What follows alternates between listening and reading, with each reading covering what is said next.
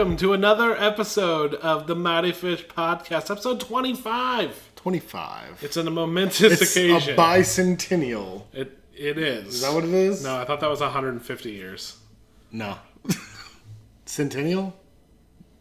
Yeah. Seminal? Because the $2 bill was for the bicentennial, right?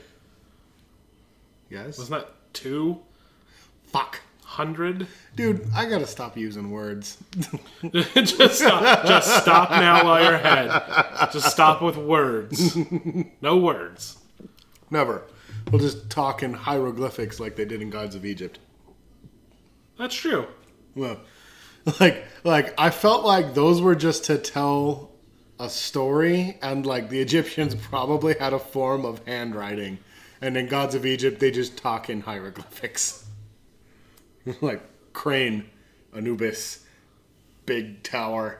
I'm trying to even remember that movie. Dude, the only reason I remember some of it was because I was listening to a podcast where they were talking about it. Oh, okay. Not ours. No. Because I don't think we talked about it. I thought we did. Maybe. I don't know. Anyway, we're back. It's another momentous milestone. We're a quarter of 100 episodes. Yes. We're well on our way. 25 more and we have 50 cents. That's true. And we have a nickel. We got a nickel. We don't know things. Yeah, no. We just say stuff. And this podcast, Josh, this episode right here, it's super momentous because it shows our dedication to trying to get these episodes out. Yeah. Because we both saw a movie that we gave no shits about whatsoever. We both talked about not watching. It's true. On the podcast. Yeah. We even said we wouldn't see it. And movies we said we would see, we didn't see. Mostly because it was such a flop we could not find... Couldn't find a showing. Couldn't find showings that worked... with our schedules, or just in general. Yeah. Dude, they're the worst showings. It's like they have 3 you want to come here at opening or closing? Yeah. Not really.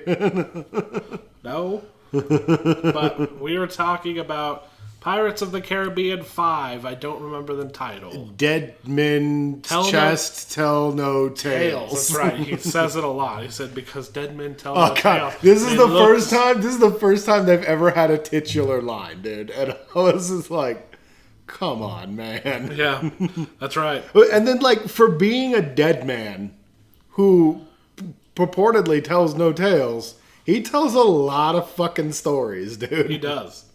To the living. To the living. He told Barbossa his whole fucking life story. Yeah, good lord. It wasn't very interesting either. No, we just needed to gobble up some time, which is what my problem with this movie was. Yes, a lot of them do a lot of the back and forth, and... you know, we're going to here. Well, now we have to go back here. Well, then, oh no, we had to go back here because what we needed was here, but where we have to go is over here. But now we have the thing, so we can go back to the thing. Yeah, this was just like, we're on a boat. Let's pad this out for fucking 2 hours. Like, it went on a long time. There were scenes that were at least a little fun, but had nothing to do with anything. No. Yeah, no. This movie had a lot of moments to it, and I enjoyed some of the moments very much. Yeah. I don't know. You get introduced to Henry right off the bat. Fucking everybody knows who he is. Everybody should know his storyline. It's not a big fucking secret. No. He's Will's fucking kid. Yes. They open the movie with this. Yes. And I feel like that is where the movie goes wrong. Because you set up Henry and his whole quest, and then Henry kind of gets lost in the mix. Yeah. And I felt like there's a Treasure Island type of aspect towards this one, which there is to the first one as well. And I feel like we should have spent a little more time developing that where, like, I mean... he's got to find this trident. He wants to find... That's the crux of the movie. Is He wants to find the trident to grant a wish because it'll...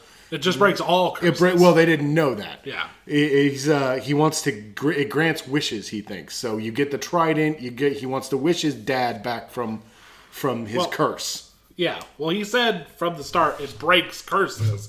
But I don't think they said it breaks all curses. Yeah. I thought it was like one person is going to get their curse and then somebody was going to use it on something and then Will was going to be fucked. Yeah, exactly. Somebody else, he was going to have to surrender his one wish or whatever. Yeah. To bring his girlfriend back to life. Yeah, bring his girlfriend back to life or some shit like that. Or stop her from being a witch. God. They really hammer that one home too, dude.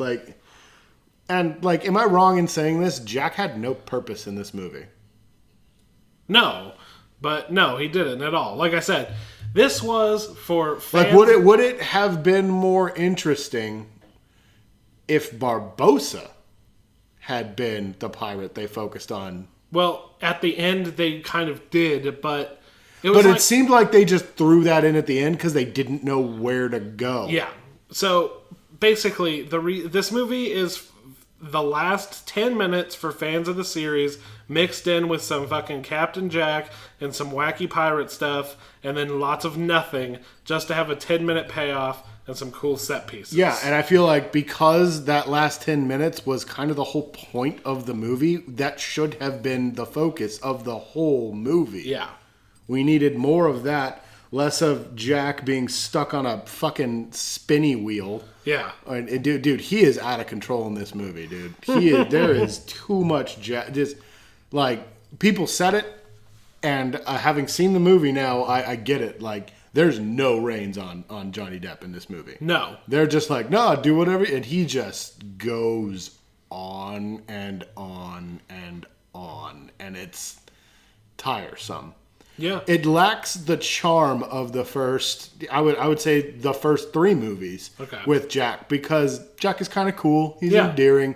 He's not the main focus. He's the sidekick, the comedic relief almost. Yeah. And like in this one, he's kind of supposed to be the main character, but that gets lost in all the other subplots. Yes. That are the main plot. Yeah, that are supposed to be the main plot.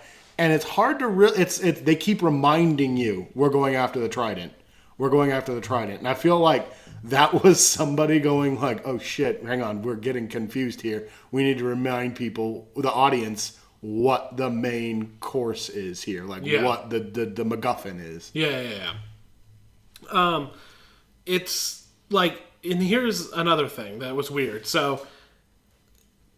Like, the point was that he was a drunk kind of idiot, but he always had, like, a good plan, and he always knew how to fuck somebody over just right. He has no plan. And do whatever. And even when they show him as like, his first thing as a captain of a vessel, he does do something, but it was, like, just very, like, good naval maneuvering. Yeah. He didn't do anything witty or, like, haha, got him. Yeah, there was no more, like, fuck yeah, Salazar's fucking want for revenge was just, like, he bested me almost straight up. Yeah.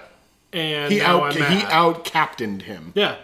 There was he didn't get tricked by having some treasure, or he got away clean while he got fucked. It was just like, he hates didn't pirates. Screw anybody over. And this pirate fucked him. Yeah, he outwitted this guy. And, like, I felt like that was kind of excusable because, like, it's set up that he's very prideful. Yeah. And, like, that would be a wound to his pride, but I don't know. It didn't work for me. Yeah, but his whole crew, too, is, like, fucked. You know what I mean? Yeah. I've always, like, that's been a thing in Disney movies for a long time, though. They're just like, wow, the servants of the Beast have to be furniture now because he's a dick. Because he sucked. Yeah. Like, you know. Yeah. So, but I'm just saying, like, for Jack being not himself and just doing his shtick so much, even when they had a chance to, like, show him at his best, I guess, it was just like, oh, he took command, did a cool turn, and now this guy hates him. And the thing that cracked me up about that scene was, like, I always got it that Jack was a world traveler, and all that bullshit that he wears that he's so attached to, or the trinkets that he has, had each an individual storyline, and he gathered them over his cruises and his journeys. No, he got his name, he got the compass, he got his sword, he got his sash, and he got his hat. All there, dude. All during that one thing. And I was just like, what? He got the beads, he got the bone thing that he puts in his hair. It makes me honestly wonder when he brought up Salazar that, like, he would even remember who he was. Yeah, exactly. Like, I feel like his shtick should have been like, he doesn't even remember him. Yeah. Yeah. Well, wasn't that kind of the thing? Because No, as soon- I remember no. a Spaniard. Yeah, no, but as soon as he was just like, oh, but is he really coming for me? Oh, yeah, that's right. And it's not yeah. even like, because like, here's what I mean by this. Jack didn't curse him. He sent him into a place where his own anger cursed himself. Yeah, I guess. Yeah. He kind of Vadered himself. Yeah, like, so I'm just like, he didn't do anything to him other than like best him. Yeah. He didn't fuck him. You know what I mean? No, yeah. Well, he bested him, but he didn't fuck him. It's not like Didn't fuck him over. It's not like it would have been more interesting if Jack had like, oh well, I'll sell out all the other pirates for Pirate, you, yeah. and then like maybe that's where Then he he double crosses him or something like. Any of that would have worked for me, and it would have Yeah. just added a little bit more to his character, other than endless shtick. Yeah. Well, it's like in the first film, you got why Barbossa hated Jack. Yeah. Because he did fuck him over. Fucked him over. Yeah, he fucked over his whole crew. Yeah. And it made sense. And pretty much since that first movie, they've been really trying to like, oh, Jack's a dick. Yeah. You know, like kind of. Like it's Kind always a of. stretch that Jack is like a dick. Yeah. I don't know. In the second and third movies, it's like I don't even know how to describe the third movie. But the second one, when Davy first shows up, it's just like we're coming for Jack. It's time for Jack to die, as I recall. And he was just like, I don't want to die. Yeah. that So it sucks. was all about him trying not to die, and it's. Yeah. See, and I've only seen the first one. Yeah. And then this one, and then like half of the fourth one, which doesn't matter. The fourth one doesn't matter at all. In this movie, there's two bits that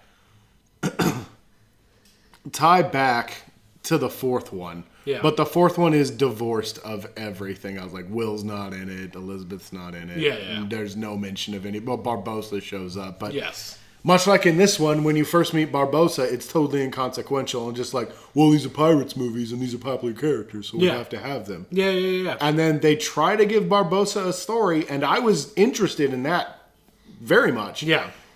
And then they kind of just as you get the plot for him, the driving point, it's over. Yes. Here's how I would describe this movie.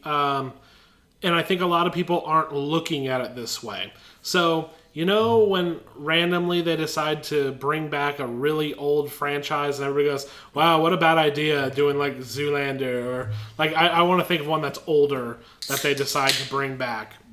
Tron. And you're like Tron or whatever, but that was a good idea. So but, It was a good idea. You know what I mean? Yeah, And but they like, always don't capture the magic, and they're weird. Oh, yeah. It's like people think that this is just a no, continuation movie. This just happened where it was like, who wanted this? Yeah, and but people don't really look at it that way because they're like, no, these are like new movies. This is like fresh and new. This is just a sequel. But like, you have to fucking think about it. The last like actual meaningful canon one was 10 years ago. Mm-hmm. Like this is just a forced sequel that didn't need to happen. Did you feel like they were trying to do a soft reboot with it? No. Really? I did. I was picking up on, like, I don't know, maybe I was just reading too much into things. But, like, I was like, oh, and she's wearing the red dress now, like Elizabeth was. And he ends up looking exactly like Will did at the end of the movie, at the end of the... But why would he go and be a pirate now for no reason? That's true. That's true. No, that's true. Because, like, even at the end of the first movie, like, Will doesn't become a pirate. Like, he got what he wanted. He got Elizabeth back. Yeah. So you didn't technically need to keep going after that either. But, I mean, that doesn't seem to stop these guys at all from making these movies. No, this is just one of those things where, like, hey, we're bringing back this thing everybody loved. But nobody's looking at it that way. They're like, oh, just another pirate movie. Because in their minds, it's fresh and new. But really, it's 10 fucking years old. Yeah, exactly.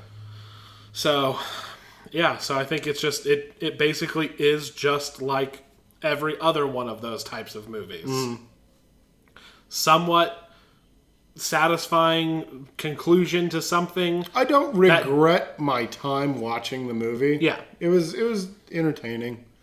But I don't really feel like enjoyed it at the point of some other of these popcorn type flicks that I've enjoyed more, that are kind of hollow. And I feel you. And I had no investment in this series. I haven't seen all of them, so. Yeah, well, I watched the fourth one like a couple months ago, and it was terrible. Yeah. I watched I saw all the first three in theaters, and I enjoyed all of them on some level.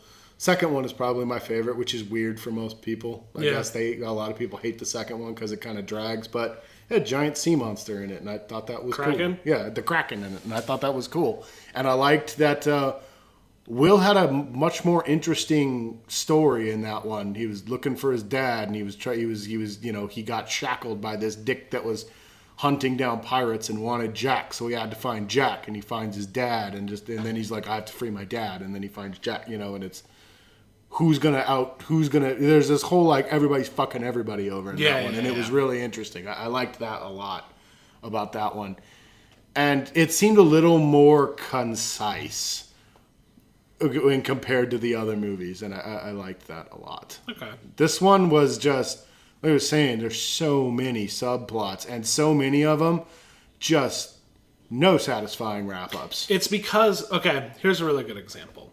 Anchorman 2. It's because you need to write things that's one of the ones to come back to be like, there they are. Yeah, exactly. You know what I mean? Yeah. Whereas like Tron did a completely different thing. It was the original soft reboot, I think. No, Star Trek 09 came out before. Yes, that's true. So that was a reboot, though. Soft reboot. That was, soft reboot, meaning that an has original the ties character into the sequels. it made it a half sequel, half reboot. Like Force Awakens was. Yeah, Force Awakens kind of shit. Yeah. Okay. So, whereas Star Trek 09 reboots of stuff haven't, but like soft reboot. Yeah. Anyway, C-boot. So fucking.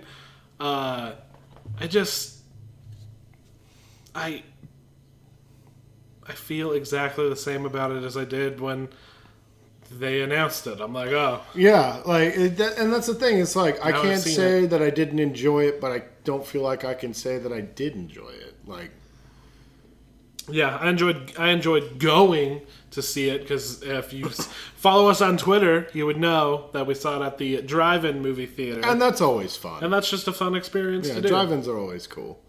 The one thing I will say for the other films is I never found myself going, when is this going to end? Yeah. And like at one point I was looking at my watch, just kind of like, what time is it? Oh my God, how much long? Are they even close to the end of this? And then little did I know that they were just going to, it's over. Yeah. And that was kind of how it felt, where it was just like a whirlwind that led to the end credits. For me, personally, it felt very much how I remembered watching the first one. Even as like a 13-year-old kid, I remember at a certain point being like, this movie is still happening? Like, for real? I was on board for the ride for the first one. I'm like, the thrill of them being on a boat and doing pirate... And here's the thing. I'm not like a fan of the pirate theme. Like, I don't care about pirates. Like, it's not a fun... it's setting not for me. Well, it's not a genre that you grew up with either, dude. Like, I mean, when I was a kid, there were a couple pirate movies. There was like Treasure Island and Cutthroat Island and all, which single-handedly destroyed the entire genre. Yeah.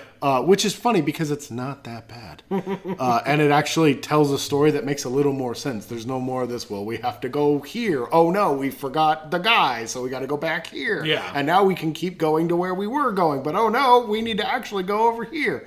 It was hunting down pieces of a map to get the map together and then go to the location. There was no like.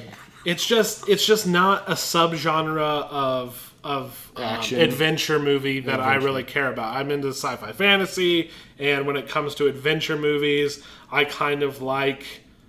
I'm gonna say it. I kind of like either Indiana Jones, which is obviously the best example. Oh yeah. But things like National Treasure, or things like you mean that. Indiana Jones Light? Yeah, exactly. But like things like no, because I get you, because like I loved Sahara, and that's the same thing. Sahara or For instance, it was on before we left. Fool's Gold. Fool's or Gold's a fun movie, something like dude. that. I didn't even realize Kevin Hart was the bad guy. Yeah, in Kevin that. Hart's the villain in that movie.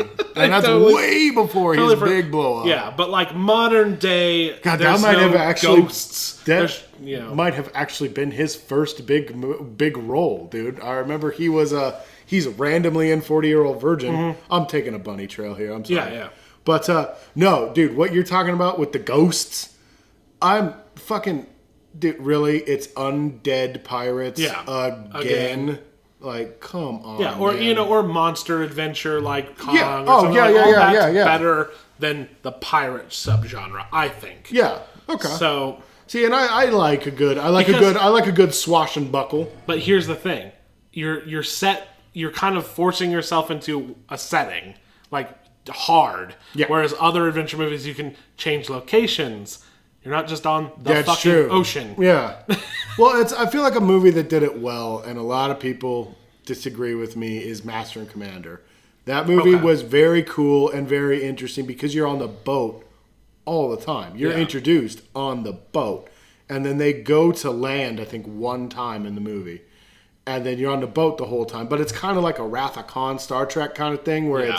he's hunting another captain. So you need the boat. The Yeah. boat has to be there. And it's a naval war movie. I love that movie.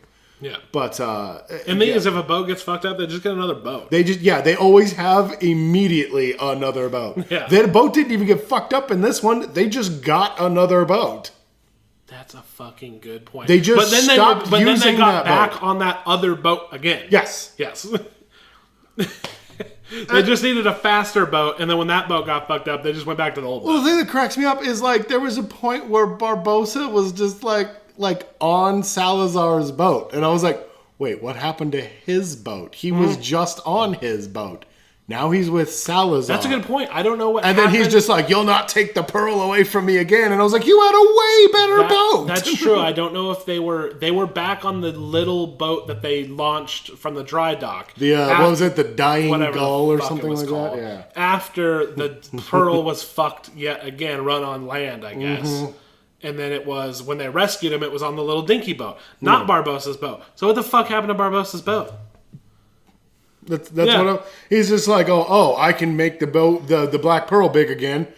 Cause like, I needs me a ship. And this is a better fast ship. I ship. needs me a fast ship. And here comes the Black Pearl. I can make it big again. And he fucking stabs the bottle in the boat. Spoilers. Yeah. The boat gets big again. It's stupid. But I'm not sorry. big It enough. was But stupid. not super big. Yeah, oh god, well, she needs the sea. And then he fucking throws her in the water. And then it just sinks. And then it sinks. And then it in. goes, whoa! And then becomes a big boat. And I'm just like, that thing's just full of water right now. You're going to spend all the time that you needed pumping the water out of that boat. And also, Salazar's time limit for Barbossa was ridiculous to me. He's like, you have till sunup.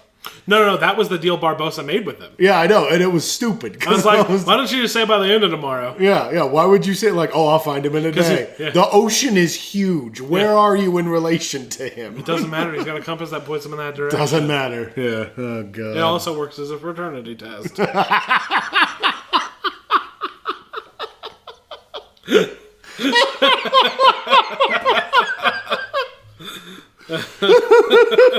It's true. Except you don't gotta pee on it. Yeah, no pee required. Just your heart. Just where your heart wants your daughter to be. I don't know. Jesus. So, yeah, dude. There are people who talk about like, well, I'll never think of that movie again, and this is most definitely on that list. I think I will randomly come up with a reference to this at one. But just I know that that's gonna happen at some time. Nothing stands out to me other than one really awesome visual of when they went to get the trident. That was super dope. I'm just like, this is pretty cool. Yeah. And there was Well, like one, we were saying, that whole scene is really cool. the whole shot where you're like, you're like, are we looking at the stars? And then they start walking Yeah, across. that was I like, really cool. That's actually That pretty was really dope. cool. And I liked the whole anchor rescue. Yeah, along the side. that's what I mean. Just that whole bit. The last bit is great, dude, and that's what I mean. It's just like the beginning was really cool. It hooked me. I was like, oh man, oh, okay, this is kind of touching. This is really cool. Yeah. I like this. Oh, and that, then yeah, that was a good scene. yeah, and then it cuts away, and then you go to this nonsense that is just padding and filler Yeah. for so long. And then you get this really great wrap up. Like, your girlfriend was just like, I was only there for the end. And I was Yeah. just like, now that I think about it, the beginning and the end are probably the only parts of this movie that I really, really liked. Yeah. Like, and it's just like, I don't know, dude. I you know what? You're probably right, dude. This is not a movie I'm gonna ever think about again. Dude, because, like, let's put it this way. You brought a Gods of Egypt reference up. And then you had to, yeah. And I'm like, that was a movie I would basically say I'd never think of ever again. Dude, and like I said, the only reason I brought it up was because I was just listening to another podcast Yeah. that addressed it, dude. And I was like, oh my god, I forgot we forgot we saw that movie. Do you remember that? I think so. We saw some kind of it was on a movie channel or something. I was over here, we were watching, and we are just like, holy shit, we saw this movie. Oh, yeah. So this basically falls in that category for me. But Yeah, no, I'm with you, dude. It's if you're, and honestly, from what I'm gathering from the expert we got on in-house, yeah. even if you are a big fan, you're just going to get your little ending you want, and then you're going to move on forever. Yeah. So, is that worth seeing it? Yeah, I mean, yes, I guess. Yeah, I guess. Could you Well, and wait also for it, like though? if you could totally wait, and it's like if you want something to do again, you know, kind of like we were saying with Alien Covenant, which does not ring true at all. We actually really enjoyed Yeah. that. If you missed that, fucking Yeah, if you missed that, we ended up realizing that we really liked Alien Covenant in spite And that, of and how honestly, dumb listening to is. it, I wondered if people would think we were being sarcastic. Yeah, no, we're serious. No, we are serious. That Yeah, movie we- actually it had an impact. It was pretty good. We Despite its flaws, Yeah. I enjoyed that film. This is not one of those cases. No, it's not. I'm trying to think of the last. It happens a lot, dude. Like, and at the drive-in as well. I don't think I ever talked about it. Deepwater Horizon. I was just like, it was a good film. You know, I enjoyed it. That was cool. And like, that's not happening with this. No. I'm just like, Well, Warcraft. That's another one. Warcraft. Warcraft is I just another watched it again the other day I know, because I'm a terrible person. I just watched the first Triple X, Oh God! and that In is preparation for the return of Xander Cage. dude, honestly, I kind of was like, well, I don't know what's going on. Maybe I'll catch some of the references. That's true. See, there's a perfect example of them bringing a sequel out to a movie nobody fucking cared about. Exactly. Yeah. Yeah, that's They just- yeah. they won't Who stop. was asking for this? Yeah, exactly. No, dude, and having seen the first movie, I can't imagine anybody that was just like, oh, I can't believe that Xander Cage is never going to show up again. He's so hip. he's not, dude. He seems like, oh, hello, fellow kids kind Hello, of guy. fellow like, and I kids. think that's because X Games. X Games, video games, kickflip. You playing that SOCOM 2? Shredding the gnar. How do you like that PlayStation 2? I think that's a time appropriate reference, by the way. Playing that SOCOM 2? Yeah. Watching that on the He G4s? references Call of Duty.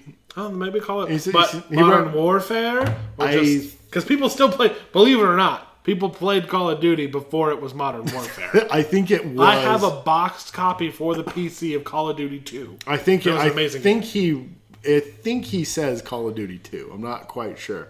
But no, dude, it's like I was telling you when I told you I watched it.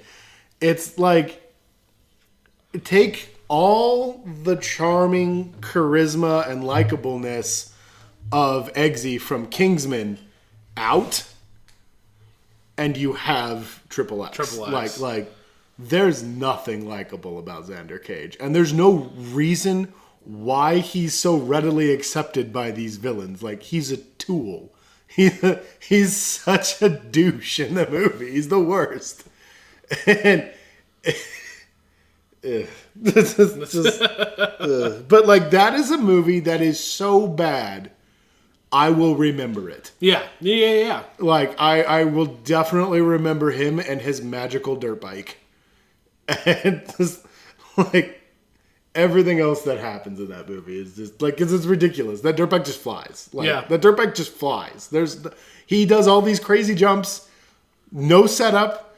You never see how From he flat ground, does it. Yeah, you never see how he does it. It's just all of a sudden the dirt bike's in the air and he's doing like a fucking, leg kick. Like, for instance, they would digitally paint out the ramps in Fury Road, but they would like digitally put in like a hill or something. There was always a and dune. It felt like they had something to jump off of despite them setting up ramps. And it seems like from what you described, they would just paint out the ramp. No, and then show, or just cut to him being in the air. Yes, he's just in the air all of a sudden at certain. He just like he'll spot a thing like, oh, here's a guard tower with a guy shooting a machine gun. I'm in the air, and then he's kicking a guy. Like, yeah, he's doing a fucking sick Superman tail whip into his face. Exactly, dude. Yeah. Like he does a tabletop through barbed wire. There's no way that he was able to. He just goes riding up to the fence, and the next thing you see, he's in the air. I've played off-road. I've played ATV Off-Road Fury 2, Josh, on the PS2. It's called preloading. Remember, you could preload jump on flat. Oh yeah. Oh god, Jesus Christ. No, but there is because you see him doing a lot of ramp work. Like he rides up the side of a barn that's fucking got the peaked roof and everything like that, and he comes down the other side. But then whenever he has to do something like Commando-esque, he just does it. It's like, oh, okay, sure, whatever. It's like there's no training involved for him. You don't get like a cool Colin Firth type of character. You just get Sam Jackson being a dick to him every now and then. And then he's just like, next time you want somebody to save the world, make sure they like it. I'm like, what? God. It's terrible, dude. And that jacket that everybody loves so much, that everybody that came back in Triple X and was pumped he was wearing again, has no story. Huh. He just wears it and goes into a bar, and there's a big a kerfuffle about who he gives to check his coat. Is there like a ticket? Or just who do I... Oh, you're good. I'm going to want that back. And then and just walks away with his jacket. Speaking of jackets, and actually having plot attached to it, how do you feel that Poe Dameron just has a new, slightly darker jacket, but Finn is going to keep the old jacket? And not only, how is he going to keep that jacket if it has a gigantic lightsaber fucking cut through it? Did they sew it back together? Before Rey left, she sewed it back together for him. She's like, I practiced this out in the dune. This is how I kept my wrappings together. I learned this when I put together that weird TIE fighter pilot, or X-Wing pilot. Yeah. Doll. Because in the cast photos, they're both wearing jackets, and he's wearing the original jacket. Well, I mean, it's just a standard issue pilot jacket, I imagine, so it's not like it really has any significance. Do you think maybe Poe had a backup jacket and he gave it to Finn again? I think Poe just got another jacket. No, but I'm saying, I'm not worried about Poe's new jacket. I'm worried about how Finn has that jacket when it would have been damaged. They are space bros, man. And he probably was just like, yo, bro, it gets cold on them space nights.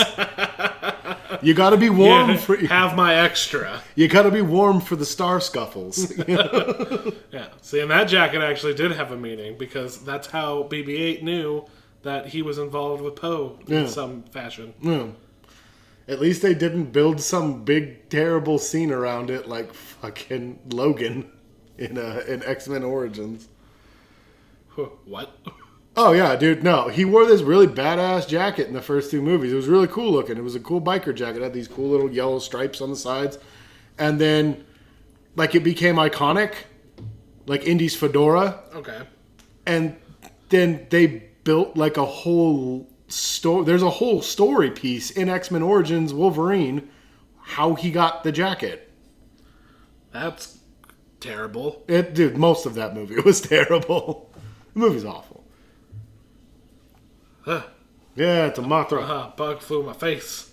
Get out of here. So, yeah. Don't see Pirates until it's on HBO. Yeah, rent it. Or, go fucking see it if you want. I don't know, dude. I think if you're going to see it, you're going to see it. If you're like, maybe I should see what this pirate movie is all about, don't do it. You can wait. Yeah, if this is your first intro, don't pay ticket price. Just wait.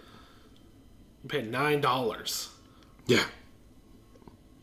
But it came with FM stereo service. Oh, and wait through the credits. There's a great ending scene. A post-credit scene. Which is bait. Yeah. And I really hope no one bites it. I really do, dude. These need to stop. I'm done with this shit, dude. Yeah. Especially if they're just going to straight up do what they're hinting at. Yeah.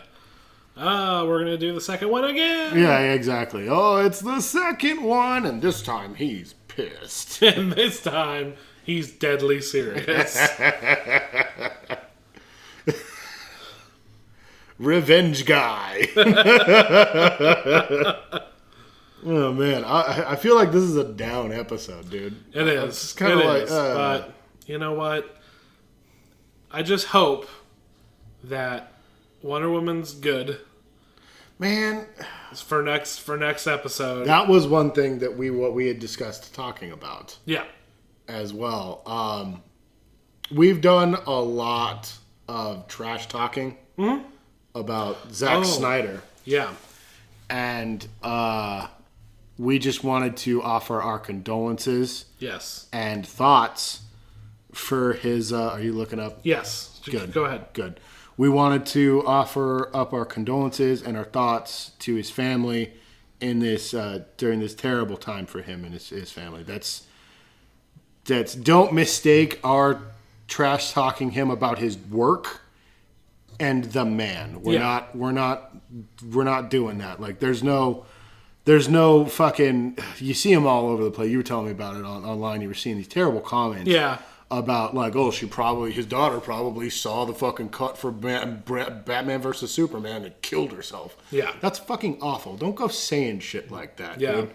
It is a terrible, terrible loss for his family, dude. And like, I don't know, man. Yeah. So props to the man for fucking for walking away from this, putting his family first, being with his family and stuff, and it's a tragedy, and no one should ever have to lose. Nobody should make light of this because it's involved in a nerd movie. Exactly. So we shouldn't be celebrating the man's departure. No. We should be interested in what's going to happen going forward. As a matter of fact. But we should, as the facts are as they are, but we should not be celebrating his departure because it's just in the worst taste. We ever. would give anything to have him be able to complete this movie and not have a family tragedy occur. Exactly. I would have much more enjoyed them dismissing him from the project.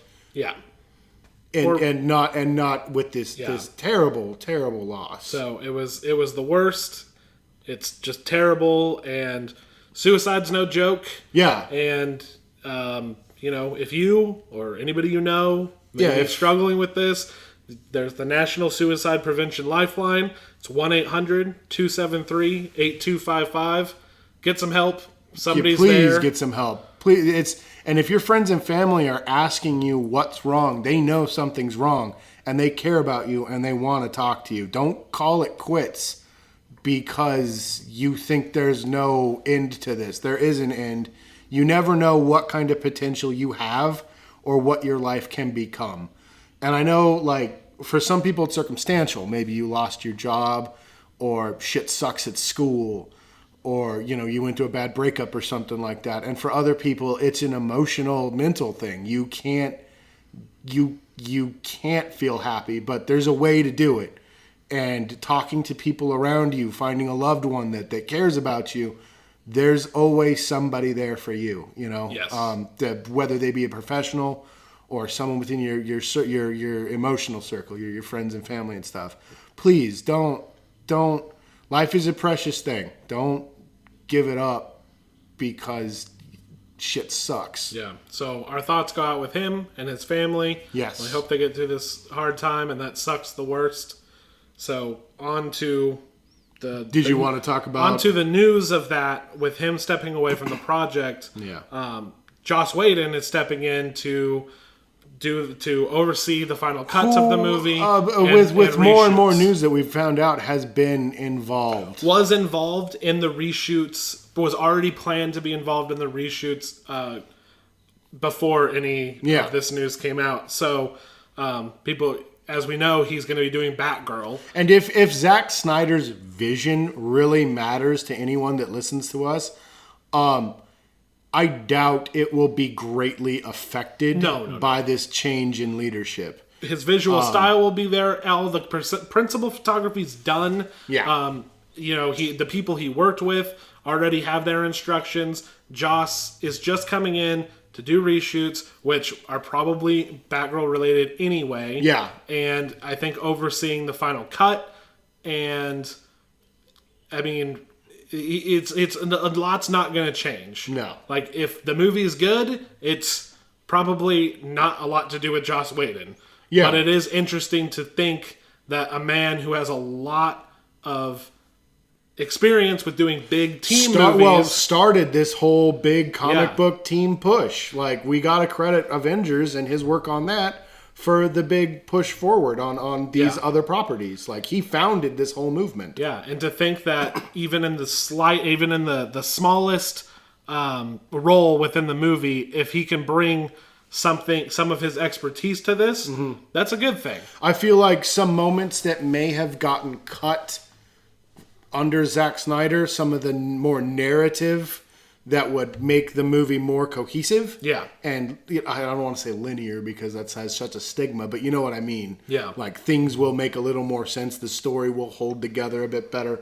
I think we're going to get a little bit of that instead of just the big, cool moments that Zack Snyder is so fond of. So good at doing. He's amazing at it. But it's funny. I feel like we're getting a little hypocritical. But at the same time, like, we've never said that he's awful at filmmaking. No. He's good at parts of filmmaking. Yeah. He's just not good. He needs a partner every I think time. him and his team that he's had with all of his movies from Man of Steel on, which I guess is only 2, and this will be 3, they have a hard time telling stories. I think they film a lot, and it has to be cut down. And he is a guy, if you've ever listened to any of his commentary, is very focused on moment to moment.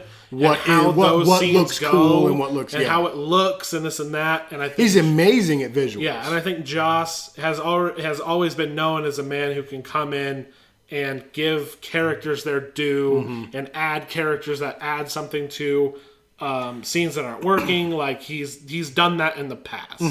So, well, that's like his bread and butter. That was kind of what his start was before he blew up with, like, Buffy and everything like that.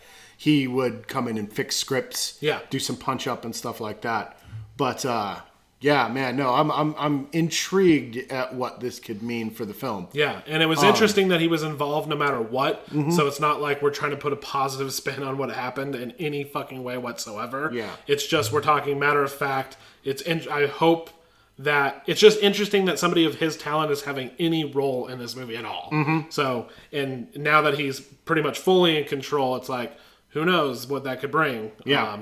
But it's also kind of fucking terrible to think, like, if the movie comes out and it's, like, pretty good, to people just trying to say, like, oh, I wonder if Joss Whedon did this. Dude, I would it's so funny. It's like, I almost want it to be the status quo for DC films. Yeah. Just because I don't want to read the vitriol that can come forth from this. Like, oh, thank God he's gone. I don't want to read that in given the circumstances. It's just shitty, dude. It's fucking terrible. It's shitty, dude. But at the same time, also just an interesting note that Joss Whedon is going to have some role in this movie, and that's interesting. Yeah.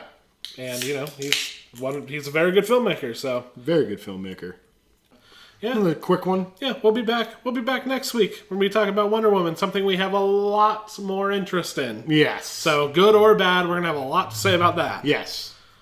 You know where to follow us? We are at Mighty Fish Pod.